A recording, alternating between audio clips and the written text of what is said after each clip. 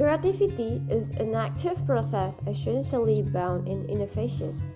Being creative is to be able to generate or to come up with ideas. Creativity is hence a process or a thinking process to be exact.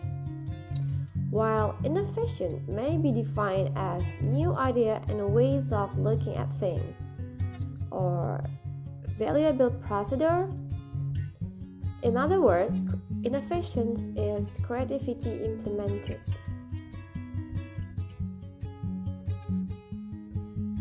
There are 4 levels of creativity. The first one is big C creativity, or high creativity. It is reserved to describe the work of an elite few who have transformed their discipline with their inventions. Simply, their work becomes an innovation. Einstein, Darwin, Picasso, Austin, and Beethoven are some examples of big C creative person. The next level of creativity is pro C creativity. It has involved time and effort to develop. A musician that becomes a music teacher, a scientist that teaches at university, and etc. is the examples of pro C creativity. Then, little c creativity. It is about purposeful practice to create something new. We will be at little c level if we engage in purposeful practice in our discipline. The last is mini C creativity. It is personal, meaningful interpretations that can be nurtured by teachers and parents.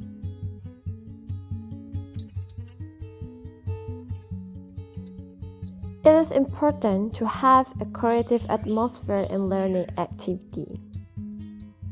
So, how do we create the culture of creativity in schools and classrooms? Schools that are successful at creating creative learning should value and celebrate learners' creative and innovative contributions, and then don't overcrowd the curriculum, but they manage the time effectively and then provide a chance for learners to explore, and then the learners are expected to reflect deeply on the material and make a connection between subject and topics, and then encourage a broad and balanced curriculum.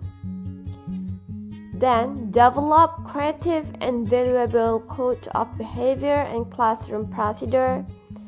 And the last is provide time for creativity and try something new in lessons, such as use a flipped classroom approach and others. Many people believe that creativity is a natural talent which cannot be taught, whereas learners can improve their creative thinking skill with the right kinds of input. That's why there are some misconceptions about creativity. The first one is creativity limited to the arts. In fact, creativity applies in every subject. The second one is creativity is a pure talent. Well, actually, it is a skill to be learned. The third, creativity is fun. In reality, sometimes it can be hard work. The fourth, creativity is originality. Well, actually, creativity is both originality and value. The fifth, in creativity, no prior knowledge need. In fact, field of knowledge is really important in creativity. The sixth, creativity is about major breakthrough. Actually, it can be a thinking skill. And the last one is the process of creativity is free play and discovery. Indeed, it is stimulations of play and discovery.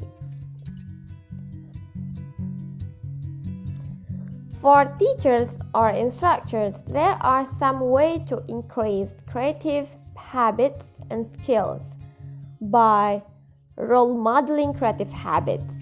The teacher exemplifying the habits, behavior, and thinking that they want students to demonstrate. And then appreciate the questions. Then learn from mistakes and lead learners in a wise problem solving. It is important that this take place in supportive environment and that the teacher and learner have discussed what boundaries are acceptable in their context. Next is giving sufficient time for learner to work independently. Ideas need time to develop before becoming valuable.